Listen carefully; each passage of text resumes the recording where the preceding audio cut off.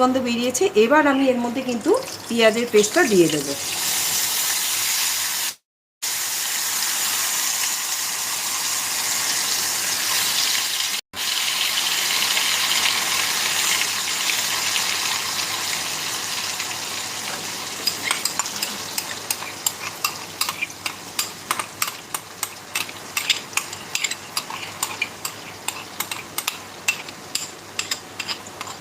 আচ্ছা, এবার এটা কিন্তু আমি একটু ভালো করে কিন্তু কষিয়ে নেব। লো টু মিডিয়ামে কিন্তু গ্যাসের ফ্লেমটা রাখবে, রেখে কিন্তু এই পেঁয়াজ আদা রসুনের পেস্টটা কিন্তু ভালো করে কিন্তু কষিয়ে নেবে। হাই ফ্লেমে কিন্তু কষাবে না, এটা আবার এখানে বলে দিলাম। কিন্তু লো টু মিডিয়াম ফ্লেমে কিন্তু কষাতে হবে। যে কোনো রেসিপিরই একটু রান্না করতে গেলে, মশলাটা কষাতে গেলে কিন্তু একটু ধৈর্য ধরতে হবে। যে রেসিপি যেরকম আর কি, আমি যেটা বলতে হয় হাই ফ্লেম সেটা কিন্তু আমি বলে দিই। এটা কিন্তু একদম লো টু মিডিয়াম ফ্লেমে কিন্তু রেখে কিন্তু এই পেঁয়াজের পেস্টটা কিন্তু কষাতে হবে। পেঁয়াজের কাঁচা গন্ধটা যখন চলে যাবে, পেঁয়াজ রসুনের যখন কাঁচা গন্ধটা চলে যাবে, তখন আমি এর মধ্যে দিয়ে দেবো হাফ টিস্পুন জিরে গুঁড়ো আর হাফ টিস্পুন ধনে গুঁড়ো। আর কিন্তু কোনো রকম কিন্তু মশলা পড়বে না। এই রেসিপিটার মধ্যে কিন্তু কোনো রকম হলুদ গুঁড়ো, শুকনো লঙ্কার গুঁড়ো বা কাশ্মীরি লঙ্কার গুঁড়ো কিন্তু ব্যবহার হবে না।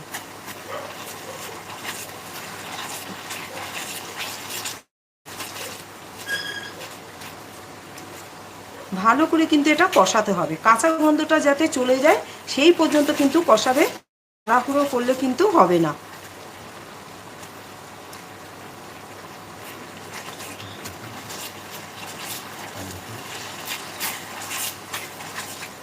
আমি কিন্তু এখানে ইন্ডাকশানের তাপমাত্রাটা কিন্তু কমিয়ে রেখেছি, যেটা লো টু মিডিয়াম ফ্লেম হবে সেভাবেই আমি কিন্তু এখানে তাপমাত্রাটা কিন্তু করে রেখেছি।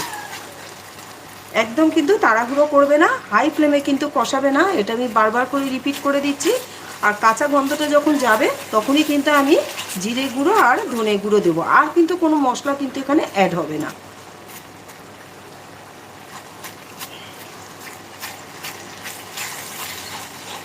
অলরেডি কিন্তু কাঁচা গন্ধটা চলে যেতে শুরু করেছে।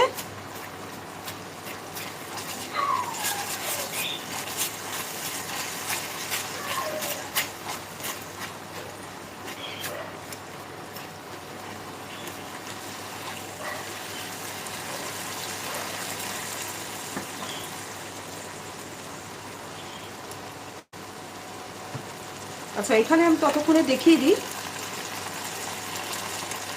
এই হচ্ছে একটা গোটা গন্ধরাজ লেবু। এটার যে জেসটা, এটা আমি এটা গ্রেট করে এর মধ্যে দিয়ে দেবো, এখন না একটু পরে। এই সাইজের কিন্তু আমি একটা গন্ধরাজ লেবু কিন্তু নিয়েছি।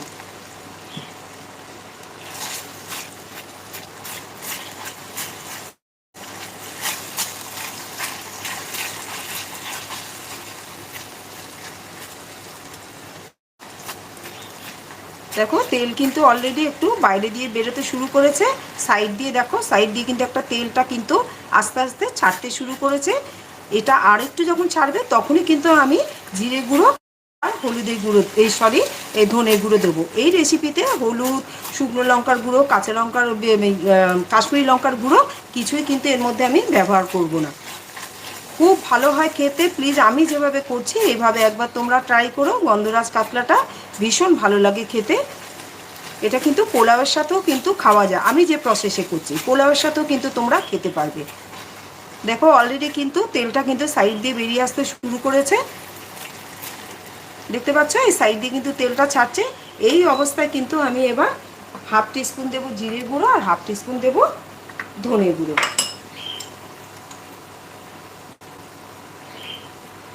হাফ টিস্পুন দিয়ে দিলাম জিরে গুঁড়ো।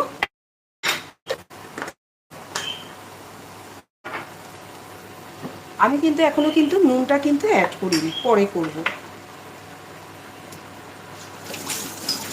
দেখো হাফ টিস্পুন দিলাম ধনে গুঁড়ো।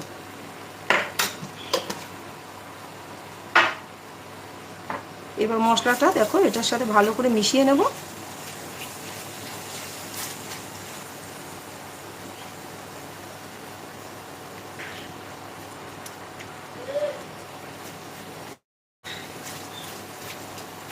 এবার আমি এর মধ্যে দিয়ে দেবো কিন্তু ওই কাজু বাদাম আর টক দইয়ের পেস্টটা।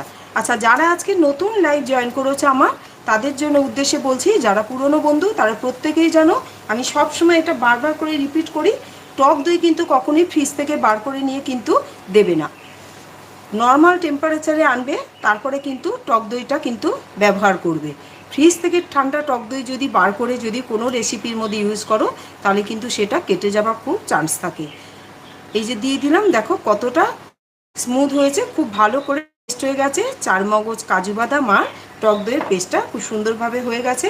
আর যখন এটা পেস্ট করবে, টক কাজু বাদাম থাকলে, এটাও আমি সবসময় রিপিট করে দিই, গ্যাসের ফ্লেম কিন্তু একদম লোতে রাখবে, হাই কিন্তু একদমই করা যাবে না। কাজু বাদাম যখনই দেবে তখনই কিন্তু কষানোর সময় প্রথম অবস্থায় কিন্তু গ্যাসের ফ্লেমটা কিন্তু একদম কিন্তু লো করে রাখতে হবে। দেখো কত অল্প মশলা দিয়েছি, কিন্তু গ্রেভিটা দেখো বেশ কতটাই হয়েছে। 6টা মাছের জন্য এটা যথেষ্ট। তাই তোমরা যদি কম মাছের করো তাহলে সব কমিয়ে কমিয়ে নেবে। কিন্তু মাখানোটা তো আমি বলেই দিলাম, আমি 2 কোয়া দিয়েছি, তোমরা 1 কোয়া লেবুর রস অ্যাড করবে। যদি দেখো যে লেবুতে সেরকম রস আসছে না তাহলে সেক্ষেত্রে কিন্তু 2 কোয়া অ্যাড করবে। আচ্ছা, এবার আমি কিন্তু এর মধ্যে গরম জল অ্যাড করবো। এটা ধুয়ে নিয়ে, আমার এর মধ্যে সব লেগেছিল সেটা ধুয়ে কিন্তু আমি গরম অ্যাড করব। এগুলোর মধ্যে সব লেগেছিল, এটা ধুয়ে আমি কিন্তু গরম জল একটু অ্যাড করে দিলাম।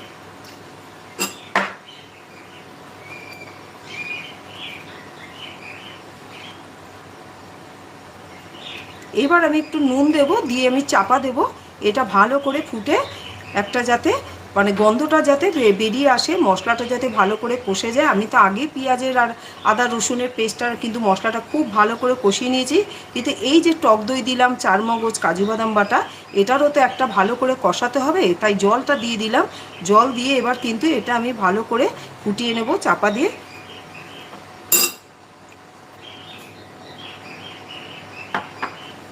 এবার আমি কিন্তু এর মধ্যে নুনটা কিন্তু এই সময় কিন্তু অ্যাড করব। নুনটা কিন্তু বুঝে অ্যাড করবে, মাছে কিন্তু আমি বেশ যথেষ্ট পরিমাণে কিন্তু নুন দিয়েছি, কম হলে দেওয়া যাবে, বেশি হলে অসুবিধা হয়ে যায়। আচ্ছা, এইবার কিন্তু যখন চাপা দেবে তখন কিন্তু গ্যাসের ফ্লেমটা কিন্তু লো টু মিডিয়াম করে দেবে, হাইতে কিন্তু কখনোই করবে না, তাতে। আচ্ছা, আমার নেটটা মনে হয় কিছুক্ষণের জন্য ওয়াইফাইটা প্রবলেম করেছিল, জানি না আমার কথাগুলো তোমরা শুনতে পেয়েছো কি না, তাই জন্য আরেকবার আমি বলছি, বুঝতে পারিনি, আমি হঠাৎ করে খেয়াল করলাম ওয়াইফাইটা একটুখানি বন্ধ হয়ে গেছিলো, এই জন্য আমি আরেকবার বলে দিচ্ছি যে আমি এটা কষালাম, এই পেঁয়াজ আদা রসুনটা যখন কষে যখন জলটা এই তেলটা যখন বেরিয়ে আসবে, আমি আরেকবার রিপিট করে দিচ্ছি, হয়তো ওগুলো অনেকে হয়তো নাও শুনতে পারে, আমি বুঝতে পারছি না কোথা থেকে আমার ওয়াইফাইটা কোন সময় থেকে আমার প্রবলেম করেছিল, এই জন্য আরেকবার রিপিট করছি। যখন পেঁয়াজ আদা রসুনের পেস্টটা দিয়ে যখন কষানো হয়ে যাবে, তেলটা দেখবে যখন ছেড়ে এসে, তখন কিন্তু এর মধ্যে আমি হাফ টিস্পুন জিরে গুঁড়ো আর হাফ টিস্পুন কিন্তু ধনে গুঁড়ো অ্যাড করেছি। ওইটা ভালো করে নাড়াচাড়া করে নিয়ে তারপরে কিন্তু আমি টক দই, কাজু বাদাম আর চারমগজের যে পেস্টটা ছিল সেটা কিন্তু আমি এর মধ্যে দিয়েছি। আচ্ছা, যখন ওটা দেবে তখন কিন্তু লো ফ্লেম রাখতে হবে, বারবারই বলি, টক দইটা কিন্তু ফ্রিজ থেকে বার করে ঠান্ডা টক দই কিন্তু অ্যাড করবে না, রুম টেম্পারেচারের টক দই কিন্তু দেবে, নাহলে কিন্তু টক দইটা কিন্তু ফেটে যাবার খুব চান্স থাকে।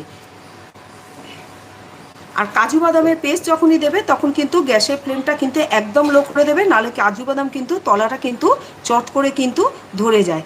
এই পর্যন্তই আমি বলেছিলাম।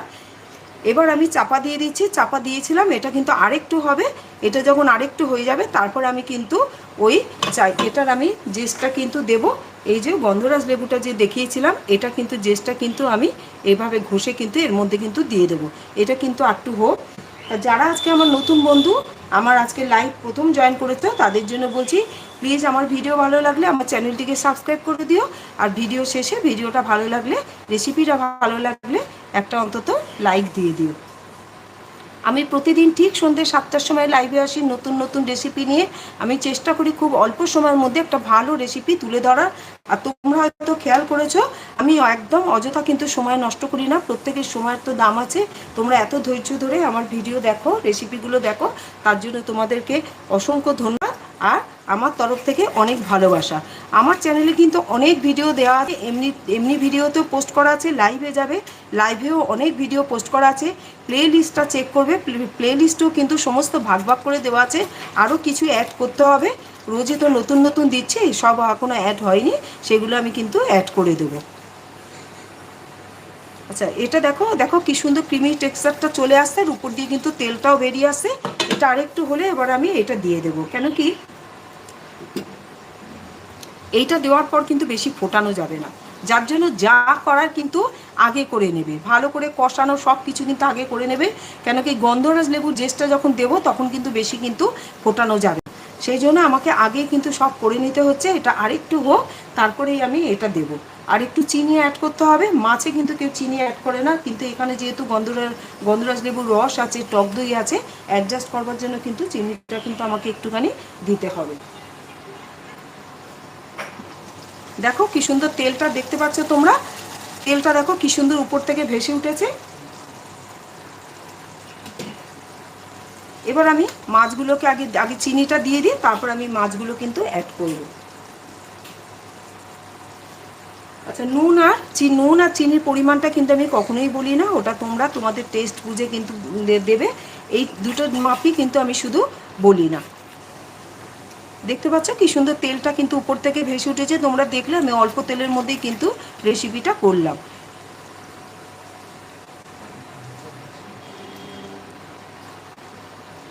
আচ্ছা এবার আমি এর মধ্যে আরেকটুখানি এটা ধুয়ে জল দিয়ে দিচ্ছি, এবার আমি দিয়ে দেবো মাছগুলো অ্যাড করে দেবো।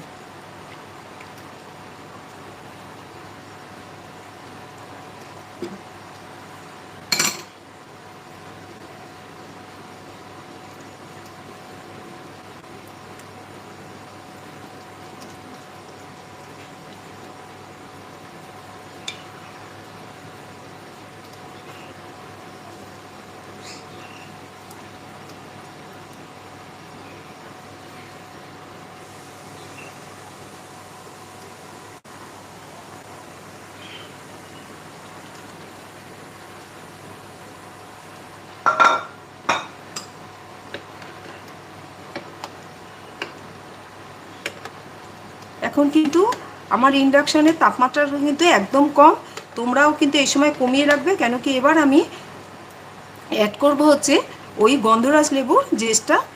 এটা আগে এগুলো মাছগুলো একটু ভিজিয়ে নিয়ে, আমার এটা মাছগুলো সব আবার ধরলো না এটার মধ্যে, যার জন্য এইভাবে করতে হচ্ছে, পরে আবার উল্টে দেব,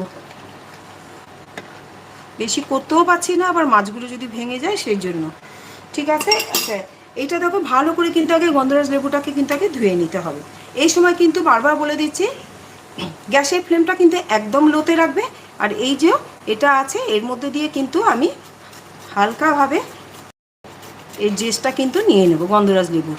আচ্ছা খেয়াল রাখতে হবে সাদাটা যেন না যায়, সাদাটা গেলে কিন্তু তেতো হয়ে যাবে, খুব হালকা হাতে কিন্তু এটাকে এর মধ্যে ঘষতে হবে। দেখো আমি খুব হালকা হাতে কিন্তু ঘষছি, আর সাদা ভাবটা যাতে এর মধ্যে না যায় সেটা কিন্তু অতি অবশ্যই খেয়াল রাখতে হবে, না হলে কিন্তু জিনিসটা কিন্তু তেতো হয়ে যাবে, বারবার করে বলে দিচ্ছি এটা।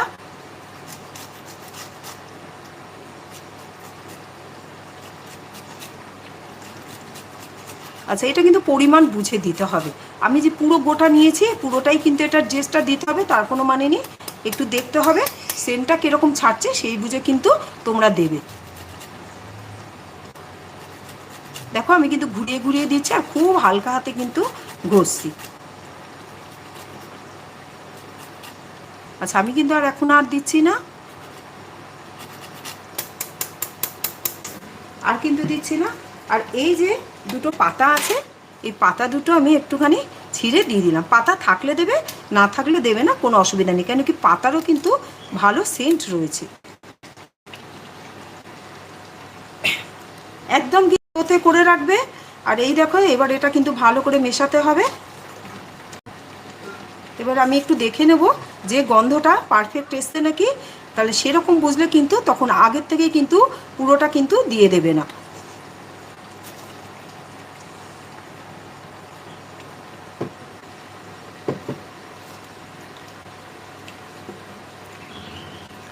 আরেকটু দিতে হবে, আমি একটু টেস্ট করে দেখলাম, আরেকটু দিতে হবে, তোমরাও একটু টেস্ট করে নিয়ে তারপরেই কিন্তু দেবে। বারবার বলছি খেয়াল রাখতে হবে সাদাটা যেন না যায়, সাদা অংশটা যেন না যায়।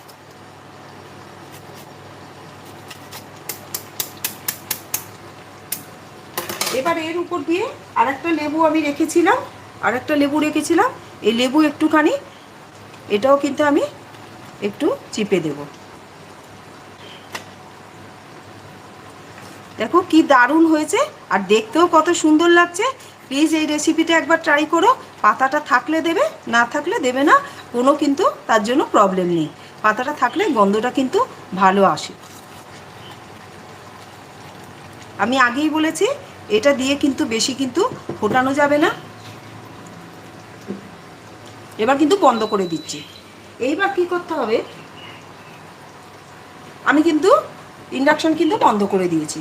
এবার কি করতে হবে, আমি সবসময় বলি যে কোনো রেসিপির সাথে 2 থেকে 3 মিনিট কিন্তু স্ট্যান্ডিং টাইমটা কিন্তু মাস্ট। রেসিপি করে নিয়ে সঙ্গে সঙ্গে ঢালবে না, তাতে কিন্তু রেসিপির মধ্যে কিন্তু পুরো ফ্লেভারটা কিন্তু যায় না। 2 থেকে স্ট্যান্ডিং টাইমটা দিলে কী হবে, যে কোনো রেসিপি দিয়ে পুরো ফ্লেভারটা কিন্তু ওর মধ্যে।